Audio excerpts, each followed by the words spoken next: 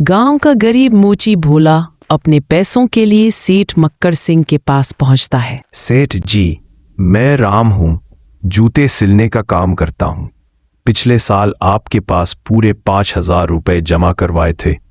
मुझे बहुत जरूरत है, कृपया पैसे लौटा दीजिए। अरे कौन रामू श्यामू? मैं तुझे नहीं जानता। मेरे पास कोई कागज है तेरे पास? अगर नहीं तो भाग यहां से। सेठ जी, उस समय आपने अपनी जुबान का भरोसा दिलाया था।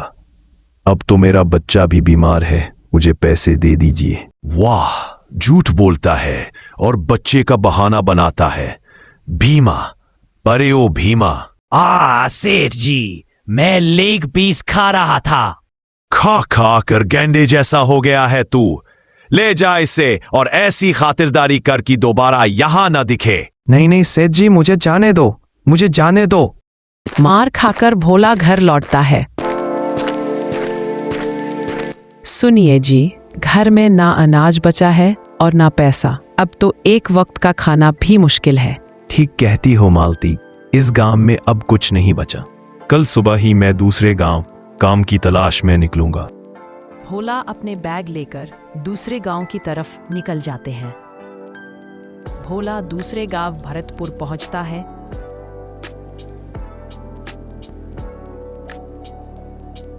और ठाकुर तेज प्रताप से मिलता है।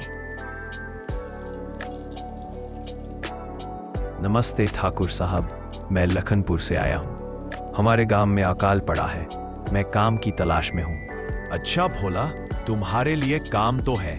ये 10 एकड़ खेत संभालना होगा। महीने के 500 रुपए और 2 वक्त का खाना मिलेगा। इतनी बड़ी जमीन पर? ठीक है ठाकुर साहब, मैं मेहनत करूंगा।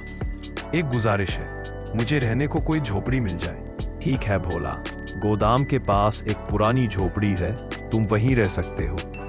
भोला पूरी मेहनत से खेत संभालता है। फसल लहलहाने लगती है।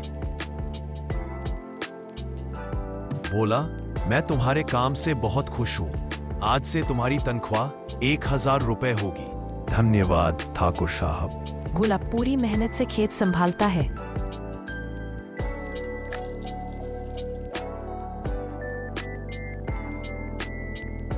भोला, मैं तुम्हारे काम से बहुत खुश हूँ। आज से तुम्हारी तनख्वाह 1,000 रुपए होगी। धन्यवाद ठाकुर साहब। कई साल बाद भोला के पास 10,000 रुपए जमा हो जाते हैं।